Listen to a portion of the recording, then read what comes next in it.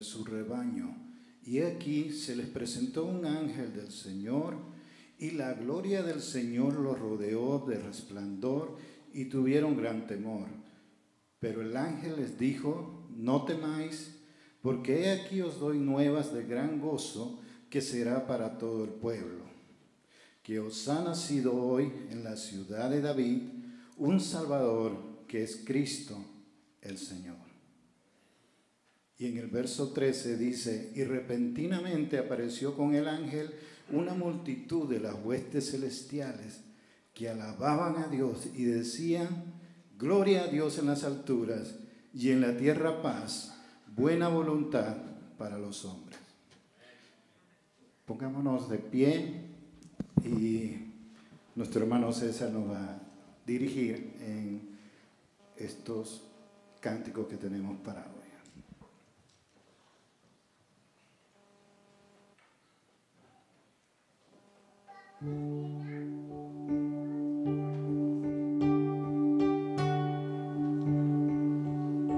Queremos darle primero la bienvenida a cada uno de ustedes, en especial, por supuesto, a los que nos visitan por primera vez. Que el Señor les bendiga.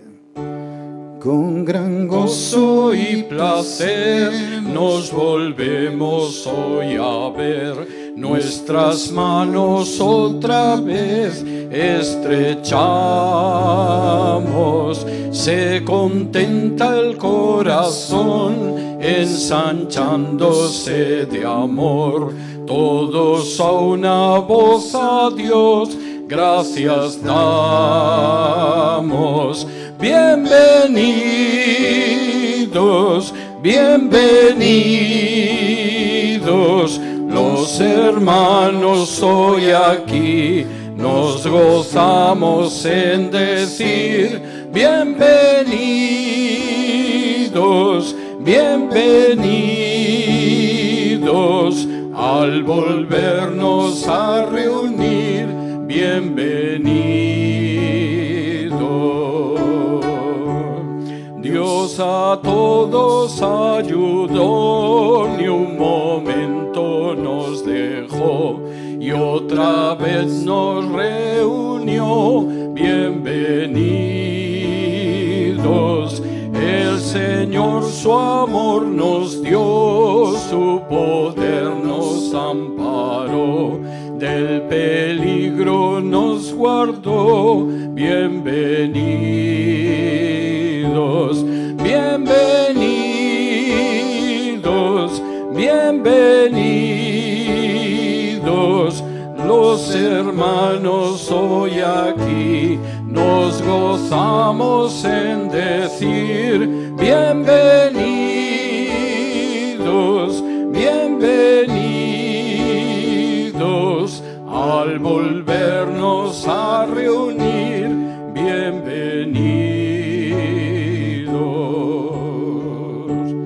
Dios nos guarde en este amor, para que de corazón consagrados al Señor le alabemos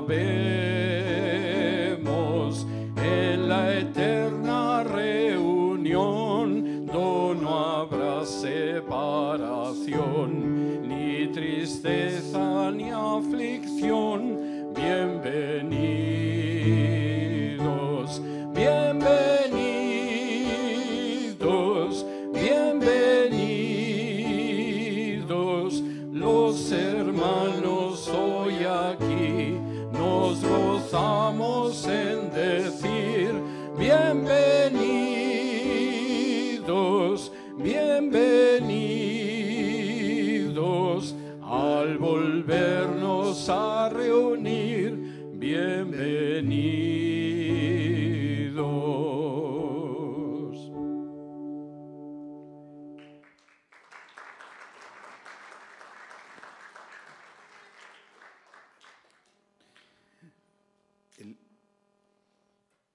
El himno número 72, venid fieles todos.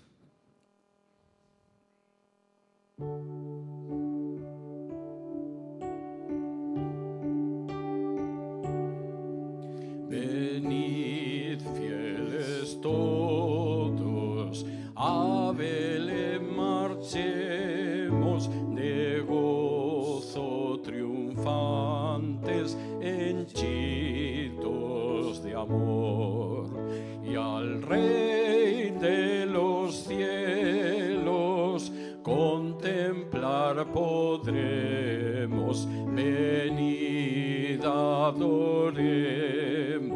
venid, adoremos, venid, adoremos a Cristo el Señor, el que es Hijo eterno del eterno Padre y Dios verdadero que al mundo creó.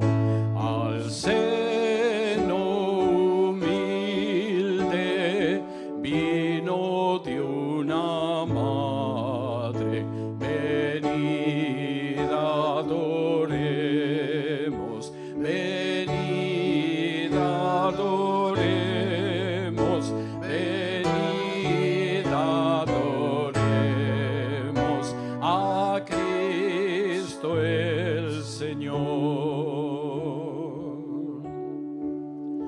En pobre pesebre yace reclinado, al hombre ofrece eternal salvación. El Santo Mesías, el Verbo humanado, venid, adoremos, venid, adoremos, venid, adoremos a Cristo el Señor. Cantad jubilosas, célicas criaturas, resuene el cielo con nuestra canción. Al Dios bondadoso, gloria en las alturas, venid, adoremos, venid, adoremos, venid, adoremos a Cristo el Señor.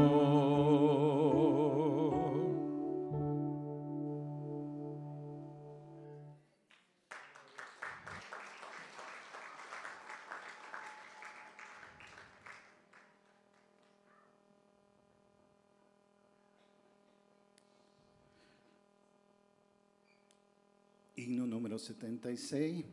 Al mundo paz nació Jesús. Amén.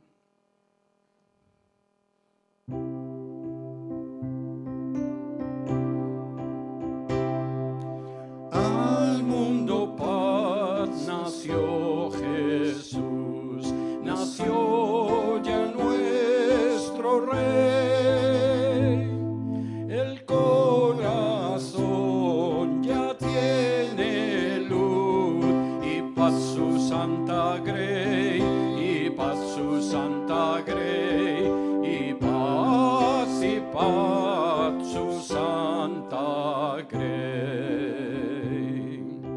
Al mundo paz el Salvador en tierra reinará. Ya es feliz el pecador, Jesús perdón le da, Jesús perdón le da, Jesús, Jesús perdón le da.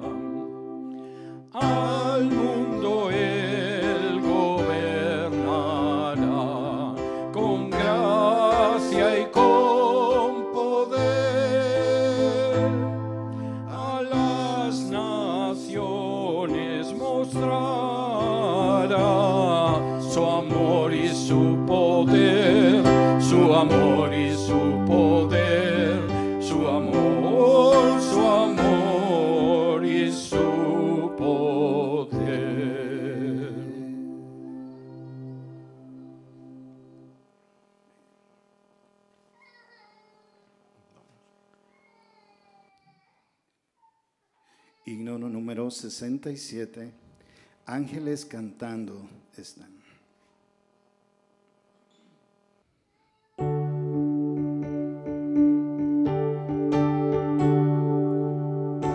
Ángeles cantando están, tan dulcísima canción. Las montañas su eco dan, como fiel contestación.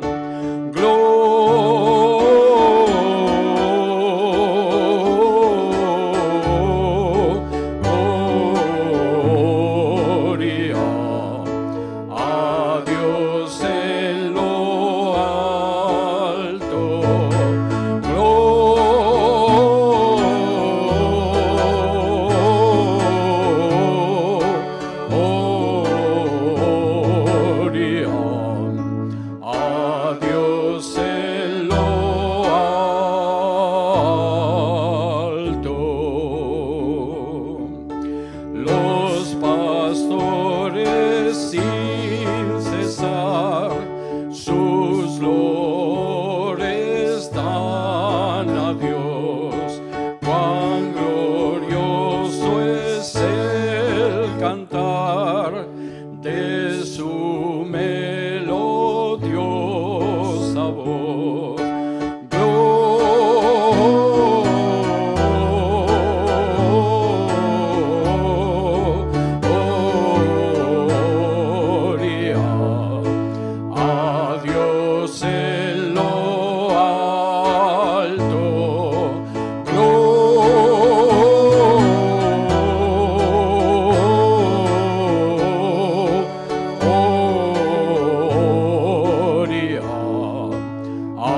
Dios en lo alto.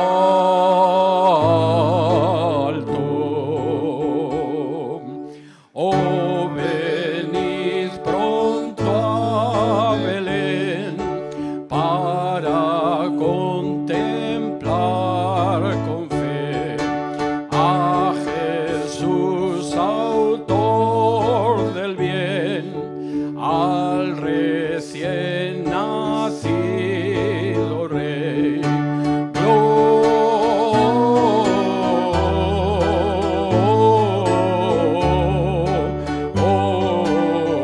Gloria a Dios en lo alto.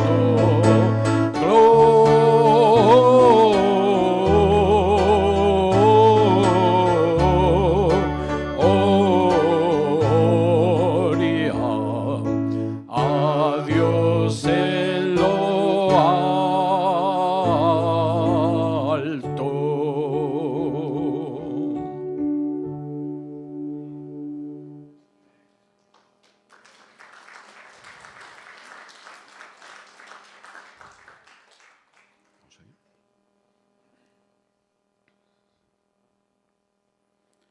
Himno 58, Noche de Paz.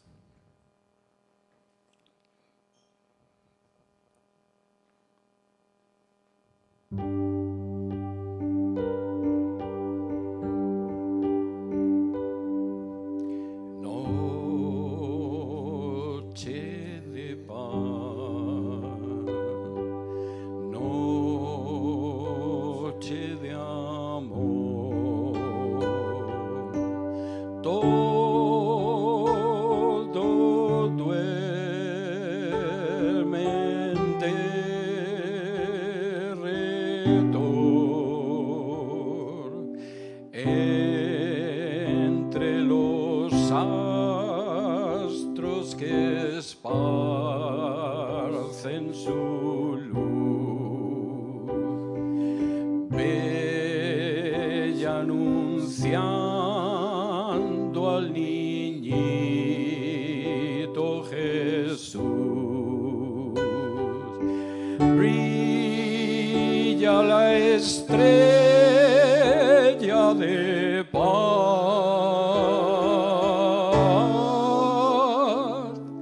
brilla la estrella de paz.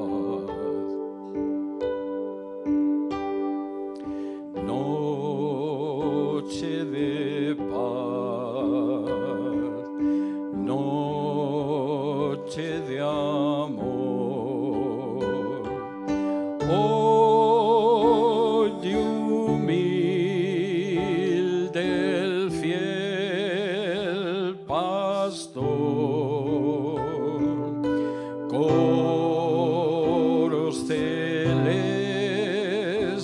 que anuncian salud. Gracias y glorias en gran plenitud por nuestro buen Redentor,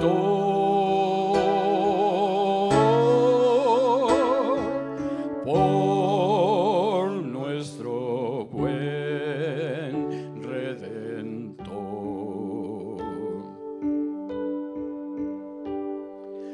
Noche de paz, noche de amor, ved que bello resplandor, luce el rostro del niño Jesús. En el pesebre del mundo la luz, astro de eterno fulgor,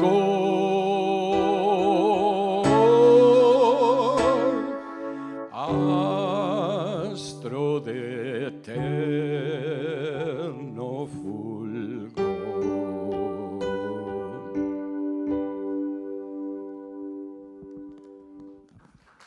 Amén.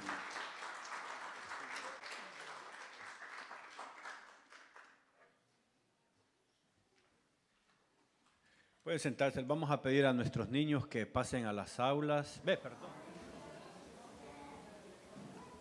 Y ahora sí, tenemos lo que es el mensaje de la palabra y le vamos a pedir a nuestro hermano César que pase al frente, que él va a dirigir en lo que es la palabra del Señor.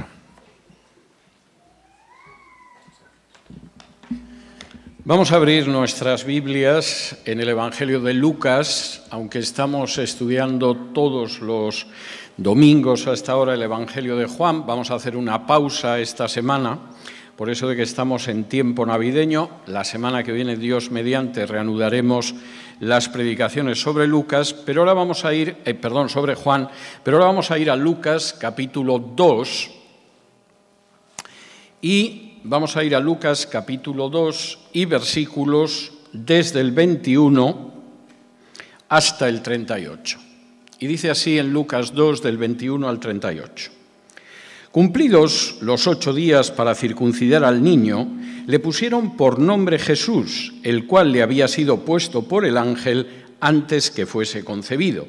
Y cuando se cumplieron los días de la purificación de ellos, conforme a la ley de Moisés, lo trajeron a Jerusalén para presentarlo al Señor, como está escrito en la ley del Señor: todo varón que abriere la matriz será llamado santo al Señor. Y para ofrecer, conforme a lo que se dice en la ley del Señor, un par de tórtolas o 2 palominos. Y aquí había en Jerusalén un hombre llamado Simeón, y este hombre, justo y piadoso, esperaba la consolación de Israel, y el Espíritu Santo estaba sobre él. Y le había sido revelado por el Espíritu Santo que no vería la muerte antes que viese al ungido del Señor. Y movido por el Espíritu vino al templo, y cuando los padres del niño Jesús lo trajeron al templo para hacer por él conforme al rito de la ley, él lo tomó en sus brazos y bendijo a Dios diciendo: ahora, Señor, despides a tu siervo en paz, conforme a tu palabra, porque han visto mis ojos tu salvación, la cual has preparado en presencia de todos los pueblos, luz para revelación a los gentiles y gloria de tu pueblo Israel. Y José y su madre estaban maravillados de todo lo que se decía de él. Y los bendijo Simeón y le dijo a su madre María: he aquí, este está puesto para caída y para levantamiento de muchos en Israel, y para señal que será contradicha. Y una espada traspasará tu misma alma, para que sean revelados los pensamientos de muchos corazones. Estaba también allí Ana, profetisa, hija de Fanuel, de la tribu de Aser, de edad muy avanzada, pues había vivido con su marido 7 años desde su virginidad y era viuda hacía 84 años, y no se apartaba del templo, sirviendo de noche y de día con ayunos y oraciones. Esta, presentándose en la misma hora, daba gracias a Dios y hablaba del niño a todos los que esperaban la redención en Jerusalén. El pasaje que vamos a ver hoy es un pasaje bastante navideño porque se sitúa apenas unos días después del nacimiento de Jesús. La ley de Moisés establecía que los niños varones que nacían dentro del pueblo de Israel tenían que ser circuncidados al 8º día de nacimiento. Alguno dirá, ¿y por qué al 8º y no al 6º o al 9º? Pues por razones médicas. Resulta que la circuncisión al 8º día del nacimiento de un niño varón es una circuncisión que cicatriza con facilidad, que sangra menos, que no implica ningún riesgo para la salud o para la vida del niño. De manera que no por casualidad el 8º día era el día de la circuncisión. Jesús tenía poquito más de una semana de vida. Lo circuncidaron, le pusieron el nombre de Jesús, como había dicho el ángel, y a continuación, cuando se cumplieron los días de la purificación, se dirigieron al templo de Jerusalén para cumplir con la ley de Moisés. Y aquí se producen, Lucas recoge 2 testimonios de la vida de Jesús cuando Jesús apenas hace unos pocos días que ha nacido y que seguramente a Lucas le fueron transmitidos por la misma María. Lucas, en un momento determinado, si recuerdan ustedes los estudios del libro de los Hechos, acompaña al apóstol Pablo cuando baja a Jerusalén. Pablo es capturado en Jerusalén, no detienen a Lucas. Pablo es trasladado a Cesarea de Filipo, la residencia del gobernador romano, y allí va a estar 2 años detenido. Y la persona que tiene cerca y que lo asiste es precisamente el médico Lucas. Pero el médico Lucas va a tener 2 años para recorrer aquella parte del mundo y hablar con gente que conoció directamente a Jesús. Y por eso Lucas, cuando empieza su evangelio, puede decir que ha reunido testimonios, que ha hablado con unos, ha hablado con otros, y por eso Lucas puede contar toda la versión de María sobre el nacimiento de Jesús. Mateo se va a centrar solo en lo que pasó con José. Es el padre, desde el punto de vista del judaísmo de aquella época, el que importa, la madre secundaria. La madre tiene al niño, pero el testimonio de la mujer tiene poco valor legal.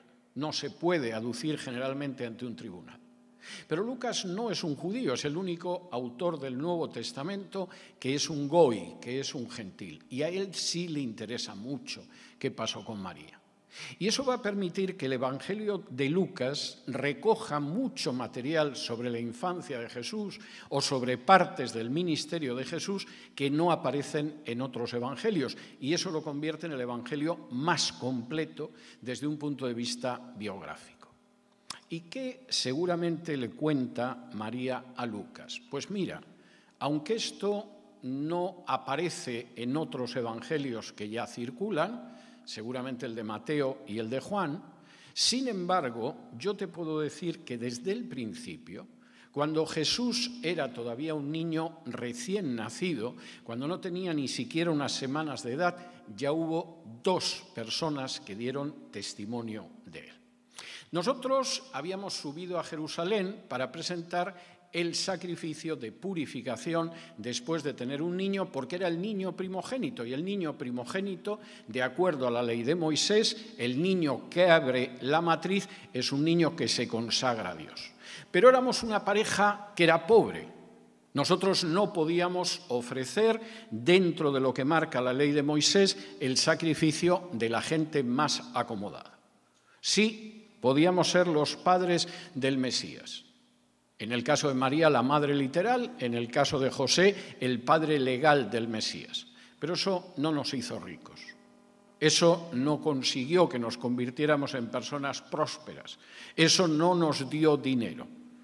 Cuando el niño nació, nosotros presentamos al niño y tuvimos que dar el sacrificio que la ley de Moisés marcaba para la gente humilde, para la gente pobre, para la gente que tenía pocos recursos, que eran, pues eso, 2 palomitas o 2 tórtolas. A fin de cuentas, la tórtola es un ave que se parece mucho a la paloma. A veces el que no sepa mucho de ornitología, de pájaros, no termina de distinguir una tórtola de una paloma pequeña, de un palomino. Y eso fue lo que ofrecimos. Y resulta que en aquel entonces, cuando nosotros humildemente subíamos al templo con el niño para ofrecer el sacrificio de los pobres, de los humildes, nos encontramos con un personaje que se llamaba, en hebreo, Shimón, en español o en griego, Simeón. ¿Y quién era este Simeón? Pues era un personaje que estaba totalmente centrado en esperar que Dios actuara en la historia de Israel. Era un hombre que era justo y piadoso. Hay gente que es piadosa y no es justa. Hay gente que es justa, pero que la piedad les trae totalmente sin cuidado.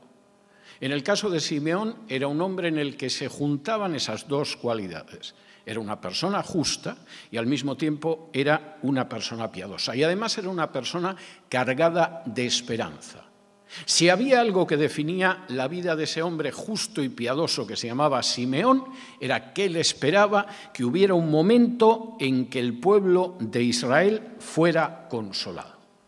Aquello a lo que él aspiraba era efectivamente haber una situación distinta para el pueblo de Israel. Era un hombre mayor, seguramente había conocido lo que habían sido las revueltas judías contra Roma. El propio Jesús, siendo niño, seguramente vivió la revuelta de Judas el Galileo contra Roma en Galilea y seguramente vio cómo los romanos trazaron los caminos de Galilea con los judíos crucificados por sublevarse contra Roma. Y desde luego con la edad de este hombre, si tenía una edad avanzada, había vivido también lo que había sido el reino de Herodes. Un rey del que el emperador Octavio Augusto decía que era mejor ser su cerdo que su hijo, haciendo un juego de palabras en griego. Hijo y cerdo suena bastante parecido en griego y expresaba una realidad. Si tú eres el cerdo de Herodes, como Herodes practica el judaísmo, no te va a matar. Los judíos no comen cerdo. Pero si eres su hijo, tienes bastantes posibilidades de que te mate. Mató a varios para evitar que lo sustituyeran en el trono. Y este hombre había visto todo eso. Y había visto también, puesto que estaba en el templo, el inmenso negocio que habían montado los sacerdotes, fundamentalmente saduceos, con el templo. Tanto que Jesús podría decir: esto tendría que ser una casa de oración y lo habéis convertido en una cueva de ladrones. Y aquel hombre tenía una esperanza, y era que Dios efectivamente consolara a Israel. Porque Israel miraba a lo que eran sus gobernantes y lo único que veía era injusticia y opresión. Porque Israel miraba la gran potencia de la época, el gran imperio de la época, y lo único que veía era represión, derramamiento de sangre, rapiña y codicia. Y porque incluso la gente que llegaba al templo tenía que darse cuenta de que sería el templo del único Dios verdadero. Pero en muchos casos lo único que veías era sacerdotes codiciosos intentando sacarte el dinero y no ofreciendo ningún tipo de consolación. Y aquel hombre, que era justo y piadoso, estaba en el templo y lo que esperaba era que Dios finalmente, en un momento de la historia, consolara a un pueblo desconsolado como era el pueblo de Israel. Y no era una persona que estaba pensando en la gran nación judía, en la emancipación por las armas, en imponernos a los pueblos de alrededor. Esperaba en Dios y, como dice aquí, el Espíritu Santo estaba sobre él. Porque el Espíritu Santo jamás es rehusado a aquellas personas que esperan en el Señor para consolación.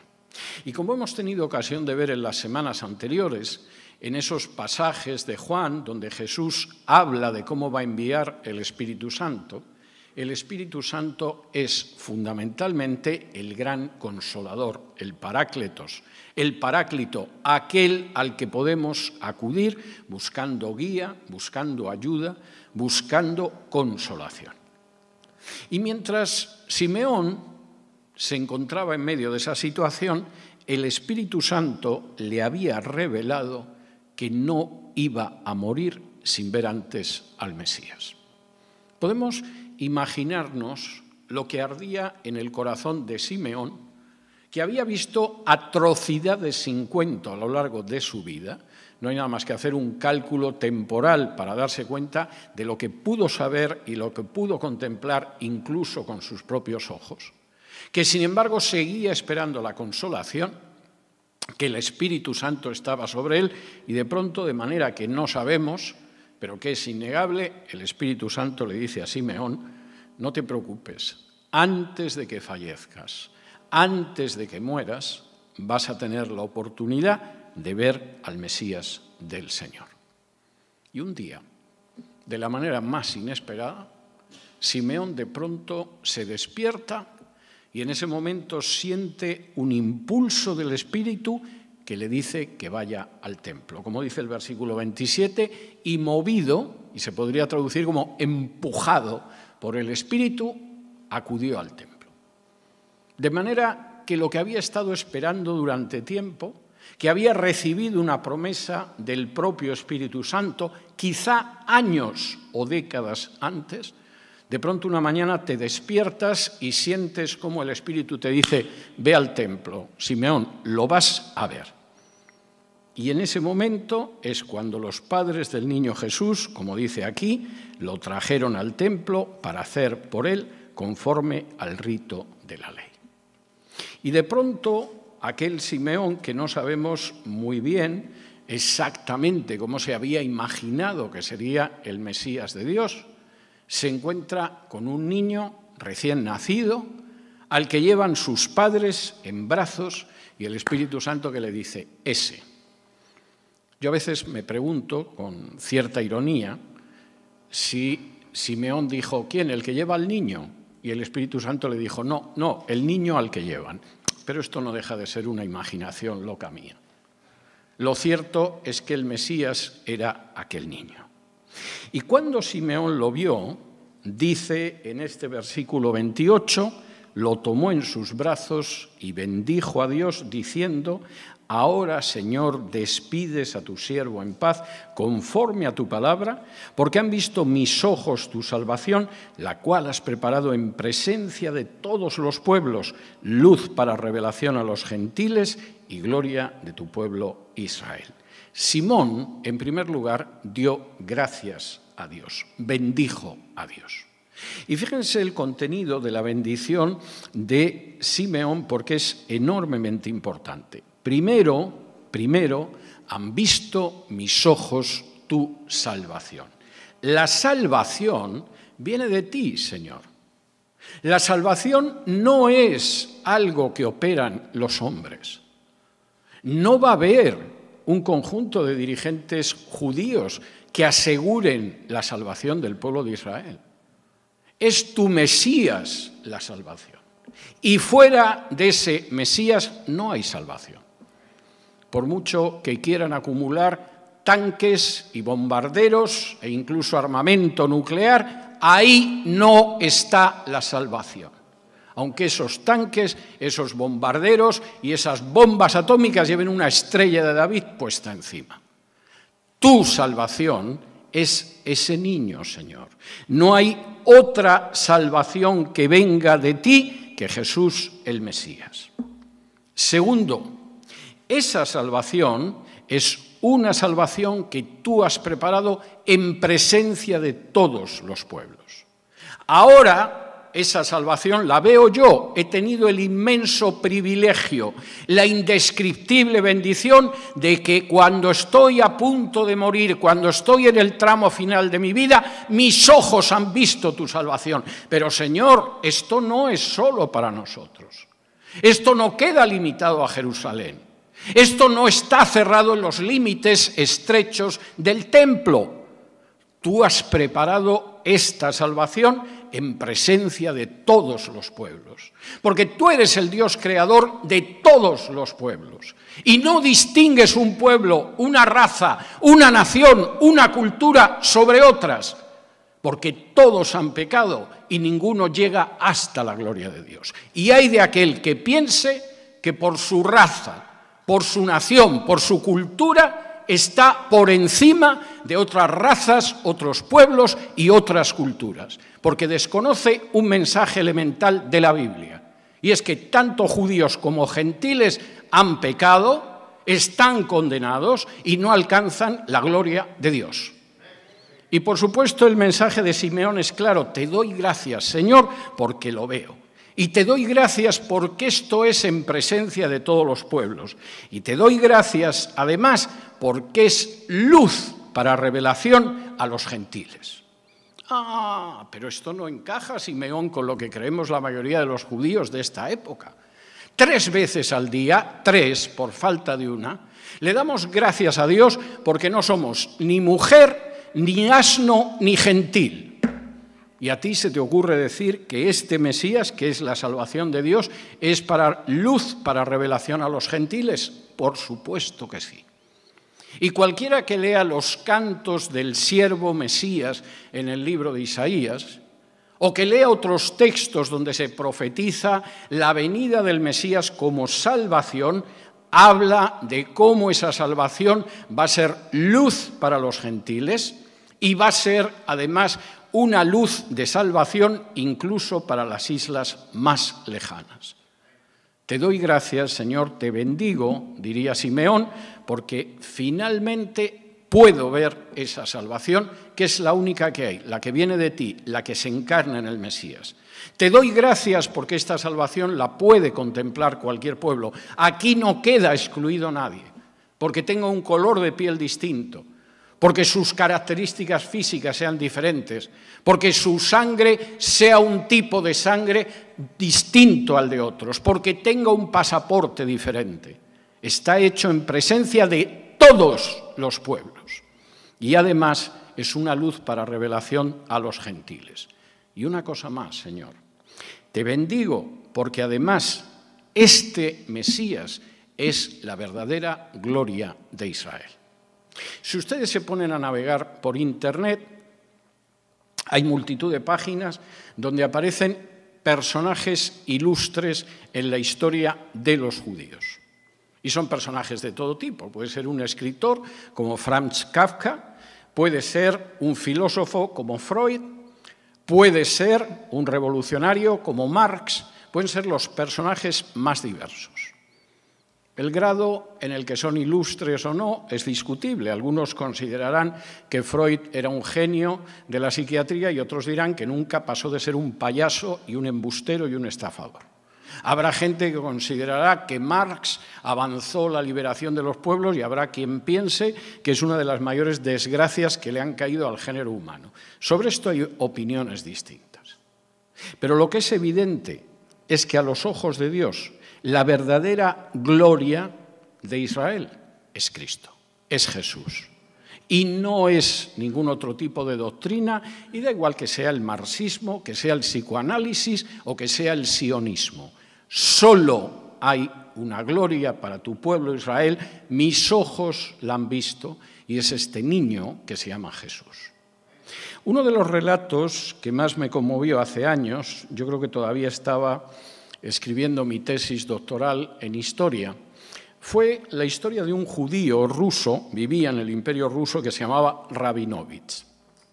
Rabinovich era un rabino, y era un rabino de una comunidad judía en el Imperio Ruso, y en un momento determinado consiguió, después de esforzarse durante años, poder salir de Rusia para visitar Tierra Santa. Tierra Santa, que en aquellos momentos formaba parte del Imperio Turco, del Imperio Otomano. Te daban permiso para hacer peregrinaciones, pero no te dejaban quedarte, por regla general, aunque continuamente pues, había peregrinos de distintas confesiones cristianas y en menor medida algunos judíos. Y Rabinovich cuenta que en ese viaje empezó a leer los evangelios. Era una experiencia nueva. Él, por supuesto, había estudiado la Torá, había estudiado el Talmud, había estudiado otros libros espirituales, religiosos, judíos, pero realmente nunca había entrado en los evangelios. Es más, por su conocimiento del Talmud, tenía que tener una visión negativa de Cristo. En el Talmud se dice que Jesús fue ejecutado durante la Pascua porque era un charlatán que extraviaba al pueblo de Israel. Y se dice que era un brujo. Sí, es verdad, hacía milagros, pero porque era un hechicero. Y se dice que en la actualidad está sufriendo en el infierno en medio de excrementos en ebullición. Y ese es el contenido del Talmud. Y no es precisamente para que tengas una visión, no voy a decir ya de simpatizar, sino incluso de respetar a un personaje como Jesús. Pero Rabinovich empieza a leer los evangelios en ese viaje. Y una noche llega, cuando está cayendo el sol, al Monte de los Olivos. Y desde el Monte de los Olivos ve en ese momento el Jerusalén que se extiende delante de él. Y ve, por supuesto, esa cúpula dorada tan hermosa, que es el domo de la roca y que está colocado sobre lo que fue la explanada del templo. Y contempla la ciudad. Y de pronto algo le dice en su interior que la única esperanza que hay para los judíos como él, que la única esperanza que hay para Israel, no está en esos activistas que se llaman sionistas, no está en los judíos ortodoxos, no está en el Talmud que llevan custodiando desde hace siglos. La única esperanza realmente está en Jesús de Nazaret. Y aquello cambia totalmente la vida de Rabinovich. Decide regresar a Rusia y desde el púlpito de su sinagoga empieza a predicar que Jesús es el Mesías y que es la única gloria para tu pueblo Israel. Exactamente lo mismo que 19 siglos antes había visto un judío justo y piadoso que se llamaba Simeón. Pero Simeón no se limita a dar gracias a Dios por lo que ve en ese momento y porque de pronto se da cuenta de que la historia ha cambiado de manera radical, aunque aparezca bajo la forma de un niño todavía. Además, Simón se dirige a María y le dice lo siguiente, versículo 33 en adelante. Y José y su madre estaban maravillados de todo lo que se decía de él. Y los bendijo Simeón y dijo a su madre María, he aquí, este está puesto para caída y para levantamiento de muchos en Israel y para señal que será contradicha. Y una espada traspasará tu misma alma para que sean revelados los pensamientos de muchos corazones. Lo que Simeón les dice en ese momento, después de bendecirlos a los padres, fijándose especialmente en María, es tremendamente significativo. Este niño es la salvación de Dios. Este niño es el Mesías. Pero eso no significa que el pueblo al que pertenecéis vosotros y pertenezco yo lo va a escuchar. Por el contrario, este niño, que es el Mesías, será ocasión de que muchos caigan en ese pueblo porque no lo van a aceptar. Y también será ocasión de que haya muchos que se levanten en ese pueblo porque reconocerán que es el Mesías. Para muchos este niño no va a ser aceptable. Va a extender una mano de salvación a los odiados goim, a los aborrecidos gentiles. No va a ser un personaje que entrará por las puertas de Jerusalén a lomos de un caballo como un rey conquistador. Cumpliendo la profecía de Zacarías, entrará a lomos de un borriquillo. Y por lo tanto va a haber muchos en nuestro pueblo que se levantarán, pero también habrá muchos que caerán.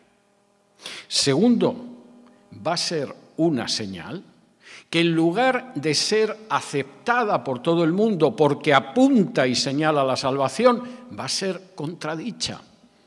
Habrá mucha gente que cuando esa señal se alce, le llevarán la contraria a esa señal.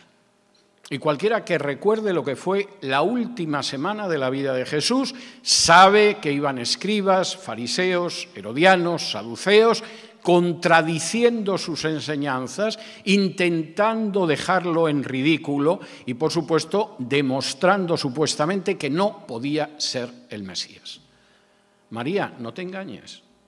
La gente no va a seguir a tu hijo en masa. Habrá gente que sí, y será para levantamiento de ellos, pero para muchos va a ser la caída. Habrá gente que aceptará esa señal, pero para muchos esa será la señal a la que van a llevar la contraria, porque choca con sus prejuicios. Y porque, como dice el Evangelio de Juan, y hemos estudiado, hay gente que no quiere ir a la luz porque sus obras son malas y quedarían de manifiesto.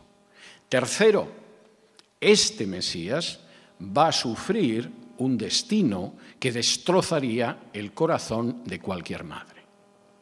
Seguramente, María, si tú tuvieras que diseñar el futuro de tu hijo, no pasaría por una detención a oscuras, no pasaría por 2 juicios totalmente amañados y ficticios, no pasaría por la tortura y no pasaría por una cruz. Pero él va a tener un destino que va a significar que es como si una espada te atravesara el alma. Y cuarto, y esto es muy importante, Jesús, siendo ese tipo de Mesías, va a dejar de manifiesto lo que hay en el interior de los corazones.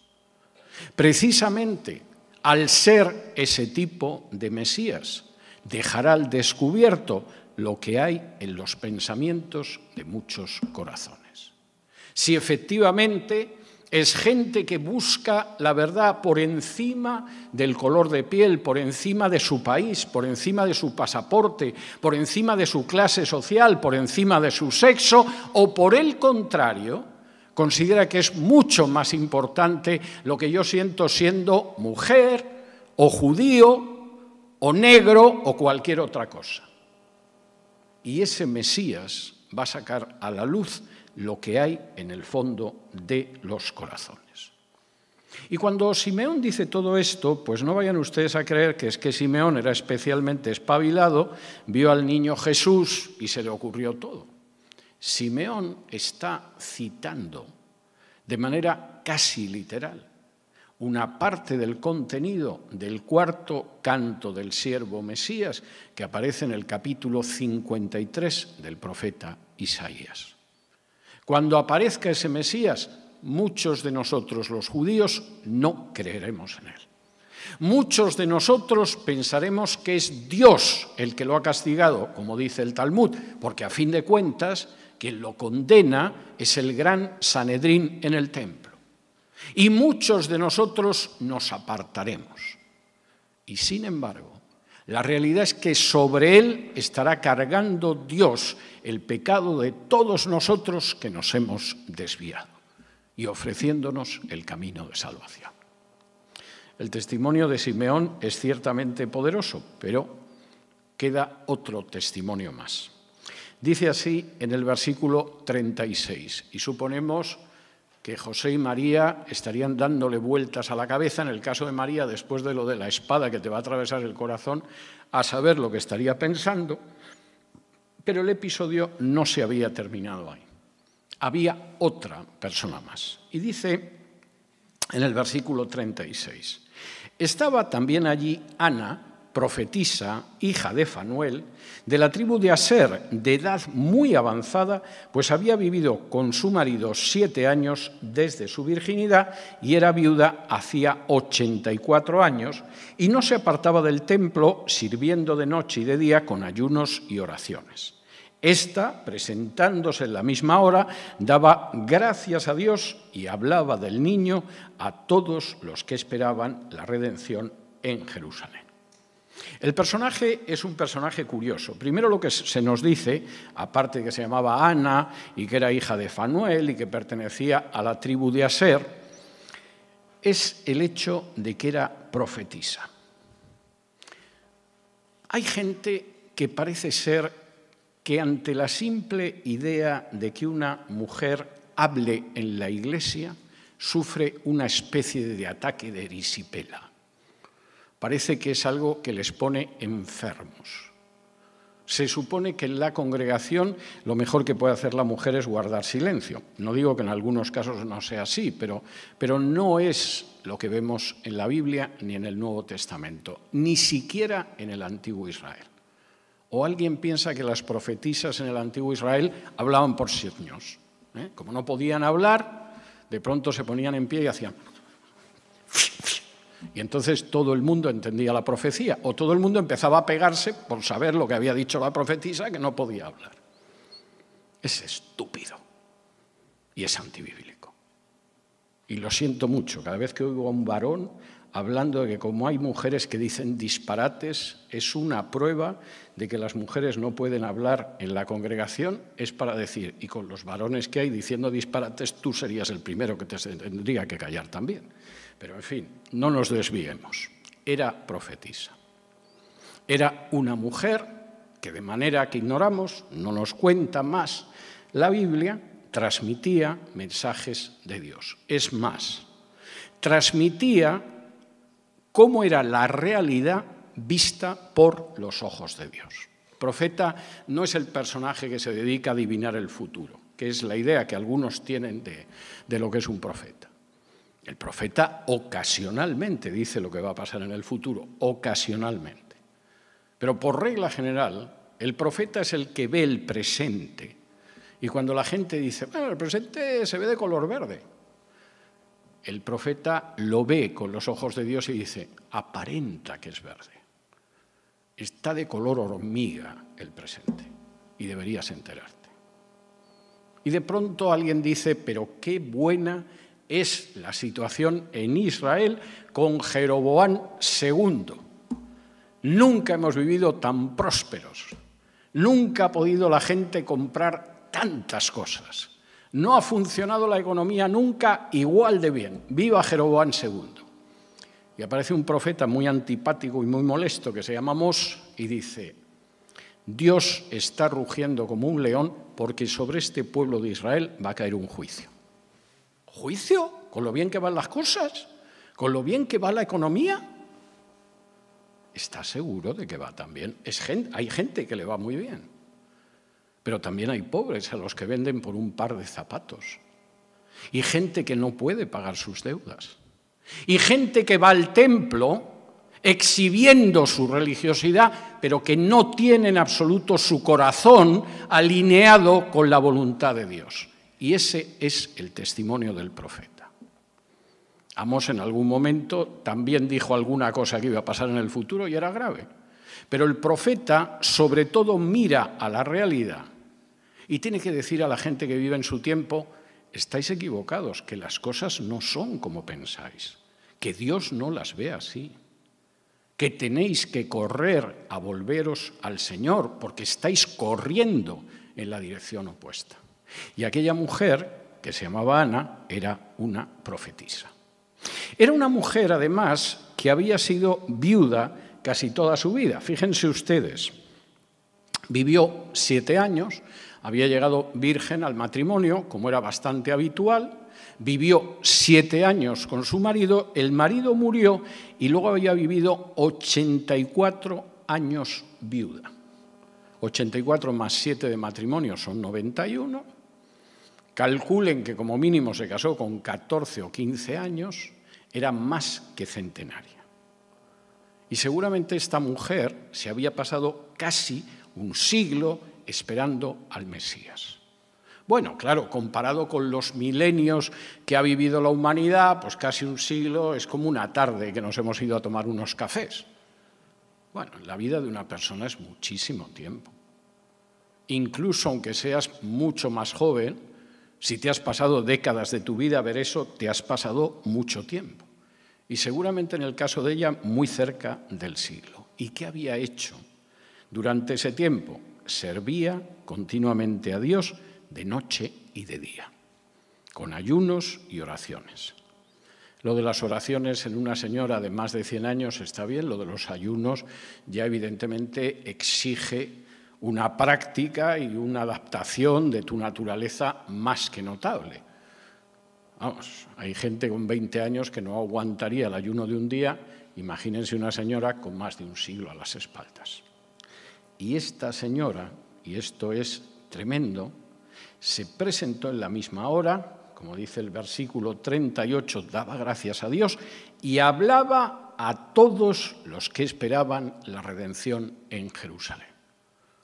Ustedes imagínense una señora que desde hace décadas, desde que murió su marido, con el que solo estuvo casada 7 años, ha estado sirviendo en el templo.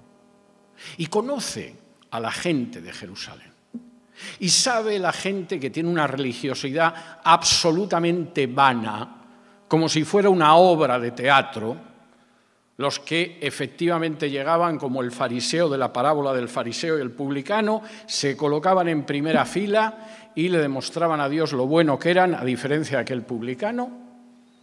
Y la gente a la que podía haber observado en todos esos años, como Jesús vio una pobre viuda que no tenía nada, salvo 2 moneditas, y arrojó todo lo que tenía en el tesoro del templo. Y sabía perfectamente quién esperaba la liberación de Israel, la redención, y los que simplemente iban al templo, como hay gente que va ahora a misa, porque es una convención social, porque es una costumbre, porque quiero que me vean, pero en el fondo esto me importa un pimiento. Y Ana se pone a hablar a esa gente. Y uno se le imagina en el templo, a la viejecita, que de pronto esa mujer que sabe que espera la redención, ese hombre que sabe que espera la redención, ese jovencito que espera la redención, se les acercaba y le decía, he visto al Mesías. Ay, ¿cómo es? Es un niño, pero ese niño va a crecer. Y ahí está la redención de nuestro pueblo. Y está la redención de todo el género humano. Este es un texto que podríamos llamar navideño, pero es un poco distinto de otros textos navideños. No aparecen ángeles, no aparecen magos con regalos, oro, incienso y mirra. Ni siquiera aparecen unos pastores que llevan al niño, pues suponemos que mantequilla y queso y leche o algo de este tipo. Quizá porque es un poco distinto de la idea que mucha gente tiene de la Navidad, no suele ser un texto que se utilice para hablar en estas fechas, y sin embargo a mí me parece importantísimo. Porque en este texto aparecen cuestiones que son muy importantes. La única esperanza para todo el género humano, y da lo mismo que sea judío o gentil, es Jesús. La única esperanza para el género humano es Jesús, porque murió en la cruz. Estos días de atrás vi un dibujo que mandaban para anunciar la reunión de ayer aquí en la iglesia, en la que yo no pude estar porque tenía que terminar de dar un curso que he impartido esta semana. No sé quién inventó el dibujo si fue Hugo, que tiene un talento especial para estas cosas, o fue otra persona, pero el dibujo era extraordinario, porque aparecía la típica guirnalda de acebo de Navidad en una mitad y en la otra mitad era una corona de espinas. Y yo dije, esta persona ha captado perfectamente el mensaje de la Navidad que aparece en este pasaje de Lucas. Para algunas personas, seguramente la Navidad es eso, los regalos, la diversión, la manera en que adornamos, por ejemplo, con una corona de acebo, la puerta de casa, los que lo hagan. Pero el niño que nació en esas primeras Navidades iba a ser el hombre maduro sobre el que colocarían una corona de espinas. Y para aquellos que conocían los propósitos de Dios, las profecías de Dios y la esperanza de Dios, era obvio lo que iba a pasar con ese niño. María, no todos le van a seguir. Habrá gente que ascenderá y gente que caerá por él. María, no todo el mundo va a aceptar seguir esa señal. Habrá gente que le llevará la contraria, lo contradecirá. Y María, el coste de vivir como el Mesías será también morir como el Mesías, de una manera que te va a producir la misma sensación que si una espada te atravesara el pecho. Tercero, Jesús no solo es la única esperanza del género humano, no solo es la única esperanza del género humano porque murió en la cruz, es la única esperanza de gloria que hay para el género humano, sean judíos o gentiles. Y no hay otra fuera de Jesús. Y todo esto tenemos que recordarlo en estas fechas, porque aunque seguimos viviendo en un mundo caído y pecador, aunque efectivamente las tinieblas intentan sofocar la luz de Jesús, y aunque efectivamente el reino no se ha consumado y no se consumará hasta que Él venga por segunda vez, el nacimiento de Jesús ha cambiado la historia. Si ustedes hubieran nacido cuando nació Jesús, se hubieran encontrado con una cultura clásica, desde ciertos puntos de vista, maravillosa. Yo soy un gran admirador de la cultura clásica, tanto griega como romana. Leo en griego todos los días, prácticamente sin excepción. Y en latín casi todos los días. Y desde muchos puntos de vista, culturales, artísticos, filosóficos, llegaron a una altura de la que estamos a mucha distancia hoy en día. Y era un mundo, desde muchos puntos de vista, extraordinario, con ciertas condiciones. Que fueras un hombre, un varón, que fueras libre y que fueras sano. Porque si eras una mujer, tenías muchas posibilidades de que tus propios padres te abandonaran al nacer. Y en este sentido no tenían ningún problema de conciencia. Prácticamente no había una sola casa en el mundo clásico donde hubiera dos hijas.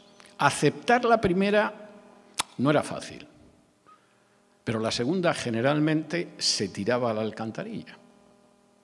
Y las excavaciones arqueológicas nos han enseñado algunas ciudades del Imperio Romano donde las alcantarillas estaban atascadas con cadáveres de niñas, porque efectivamente nadie quería tener a una niña.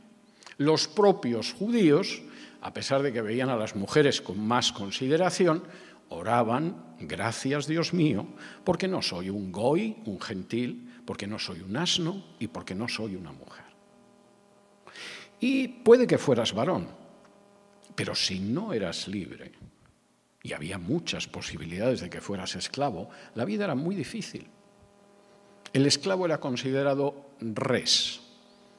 Para nosotros una res es una cabeza de ganado, pero la palabra res en latín simplemente significa cosa, era una cosa. Y de hecho podía ser abusado sexualmente, podía ser torturado, podía ser mutilado y todo eso era legal. Y supongamos que tenías la suerte de ser un varón y ser libre, que los dioses te conservaran la salud. Porque si caías enfermo y tu enfermedad tenía alguna posibilidad de ser contagiosa, tu propia familia te colocaba en la cuneta para que te murieras fuera de casa. De manera que era un mundo maravilloso, filosófica, cultural, artísticamente, pero era un mundo tan despiadado como mínimo como este mundo. Y a ese mundo llegó la luz de Jesús para que apenas 2 décadas, menos de 2 décadas después de su muerte y su resurrección, un antiguo perseguidor de los discípulos de Jesús, que se llamaba Pablo, pudiera escribir a la gente en Galacia y le dijera que en Cristo somos los herederos de las promesas de Abraham y entre nosotros no hay hombres ni mujeres, esclavos ni libres, judíos ni gentiles.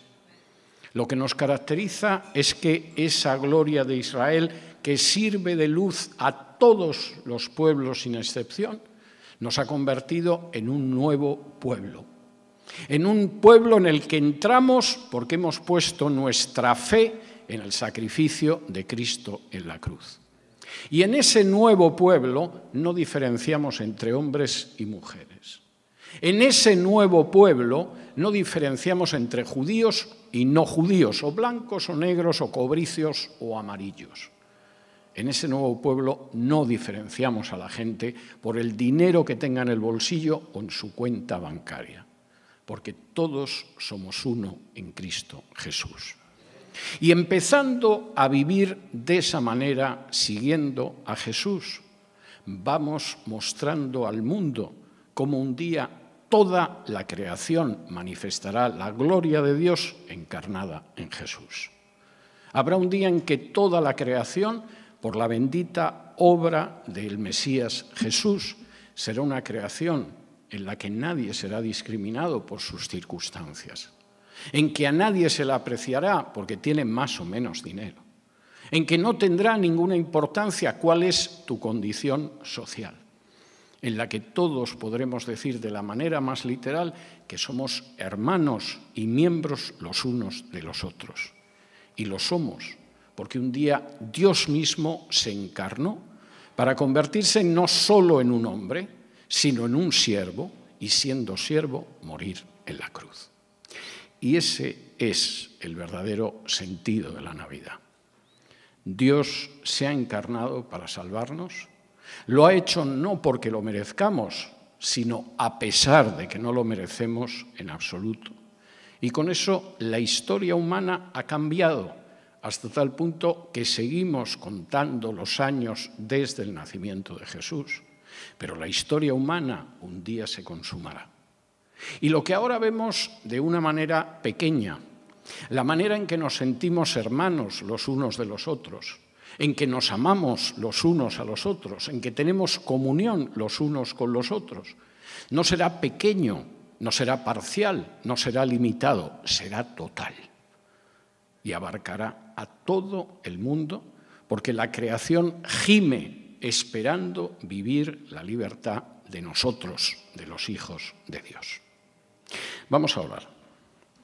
Padre nuestro, te damos muchas gracias por esta época del año en que de manera muy especial recordamos el nacimiento de Jesús. Te damos muchísimas gracias, Padre, porque sabemos que la única esperanza de este mundo está en Jesús, porque sabemos que no hay salvación nada más que en Jesús, porque sabemos que la única gloria que puede llegar a Israel y al resto de las naciones pasa por Jesús.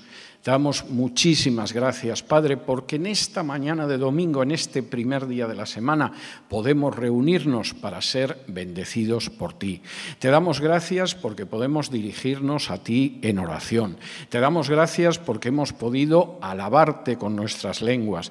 Te damos gracias porque podemos estudiar tu palabra. Te damos gracias porque tu Espíritu Santo reposa sobre nosotros. Y te damos gracias, Señor, por todas las cosas buenas que todavía tienes guardadas para nosotros en lo que queda de año y en lo que va a ser el año próximo.